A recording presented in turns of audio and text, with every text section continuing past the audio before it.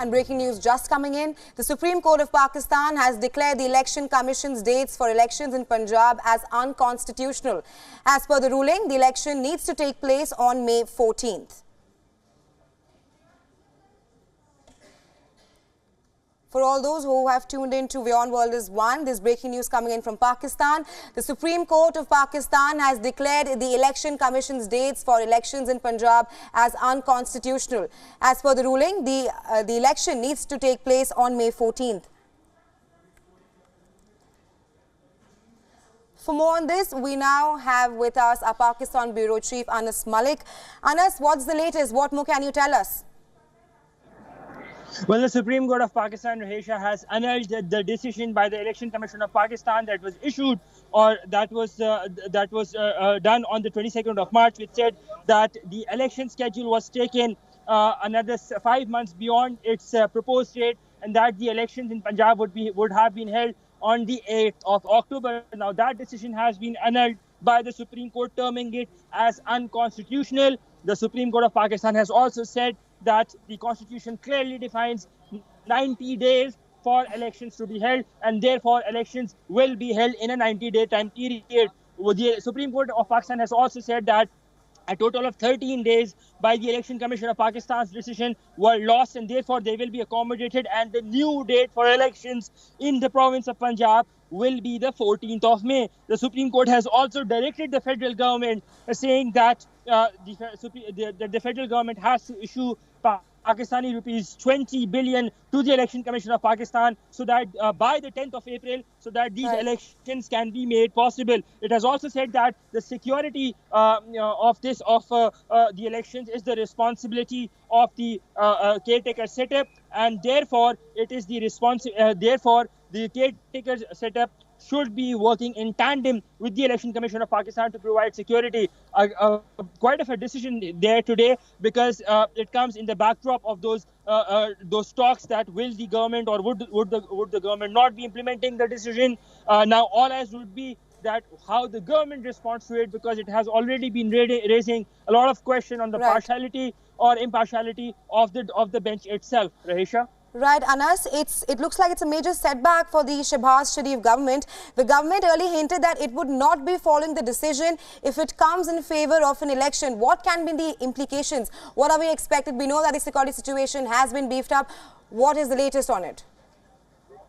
Well, there is a protest that's currently ongoing outside the Supreme Court of Pakistan, that is from the lawyers that are considered to be pro-Pakistan Muslim League Nawaz, or with the ruling coalition. There is immense security arrangements, police and FC personnel in greater numbers over here. And we're seeing that both the government coalition partners and the opposition members, those from the Pakistan Tehreek-e-Insaf, they're walking out.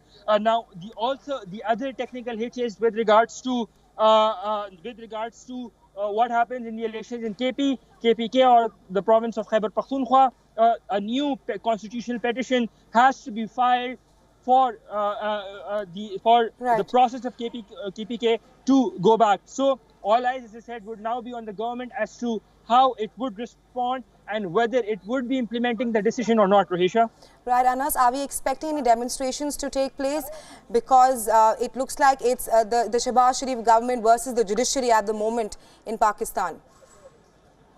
Well, we're expecting some sort of protest, and as I said, there were protests a short while back when we were doing our live from outside the Supreme Court, and I still see a handful of protesters holding placards against the bench, against the impartiality of the bench. I see Azam Nazir Tarar, the law minister, and Rana Sanala as well, very near to me as I talk to you, Rahesha. So by and large, what we're expecting is some sort of resistance.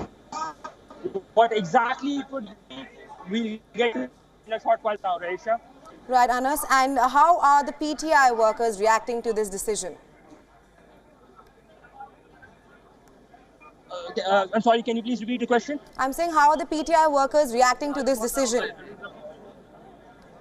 There's jubilant. They're jubilant. I spoke to Faisal Javed Khan. There's still Faisal Chaudhry, the brother of Fawad Chaudhry, who's speaking to the press there. As I talk to you, he's still talking. And the PTI members, they believe that this was a decision that was upholding the supremacy of the Constitution. They're jubilant. They're hugging each other. And they believe that it was not done on the lines of doctrine of necessity, but rather on the Constitution itself. We would be expecting a government reaction very, very shortly on this. But the PTI lawyers and the PTI supporters, a handful of them who have managed to gather near the Supreme Court, they remain quite jubilant around the vicinity of the Supreme Court itself. Rahisha? Right, Anas.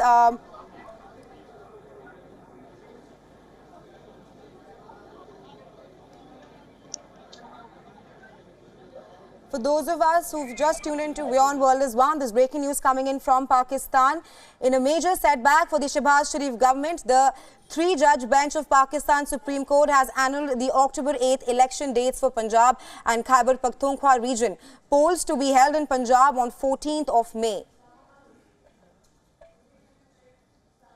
For more on this, we're also being joined by Mateen Haider, who's a senior journalist from Pakistan. Welcome to the broadcast, Mr. Haider. Now, it looks like it's a major setback for the Shehbaz Sharif government, and it's like the Shehbaz Sharif government versus the judiciary. The elections will be held in Punjab on 14th of May. How do you assess the latest decision? Yes, well, you correctly said that it's a major setback for Pakistan Democratic Movement government led by Prime Minister Shehbaz Sharif. There are three aspects I will very concisely. First, the government tried its level best to pressurize the Supreme Court of Pakistan, use different practices so that the Chief Justice could come under pressure. There have been negative reports presented by various institutions saying that funds may not be available. Security situation in the country is not conducive for holding these elections. But today's decision, the Supreme Court of Pakistan, Chief Justice Umar Atiyah Bandial, has broken all the traditions, has buried the doctrine of necessity theory and gave an historic ruling. And that historic ruling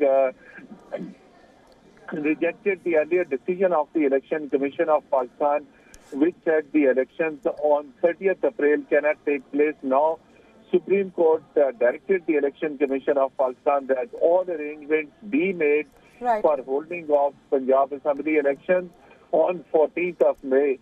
And if any institution defy the orders of the court, the Chief Justice made it very clear that Election Commission of Pakistan will have to appear before Supreme Court in case of non-defiance. Right now, the cabinet meeting by Prime Minister Shehbaz Sharif is expected to meet shortly, and that cabinet meeting is expected to take also some extraordinary decisions because government is in no mood. Government is in no mood to implement this decision, and they have made it clear a number of times that decision will not be accepted. In this situation, institutions in Pakistan are heading towards great confrontation. Right, Mr. Haider, do you think with this decision, Imran Khan will be able to make a comeback in the politics in Pakistan? Well, as far as his ground popularity is concerned, definitely in Punjab, not only in Punjab, across Pakistan, Imran Khan is quite popular. His popularity rate is all the time very high. And now, on the orders of the Supreme Court of Pakistan, if elections of Pakistan's biggest province, Punjab, that take place, it is expected that Imran Khan may sweep. And any political party which holds the power in Punjab, then that is clearly determined that that political party can also form the government in Islamabad. So Imran Khan has very strong chances of coming back in Punjab Assembly. So there will be few months gap. Let's see, but this is the decision of the court. Government may go against this decision in a review petition. So, however, this particular decision is a major setback for the government, and PTI is celebrating, PTI workers are celebrating, but government doesn't look in any mood to implement. So there are chances that government may file a review petition against this particular decision.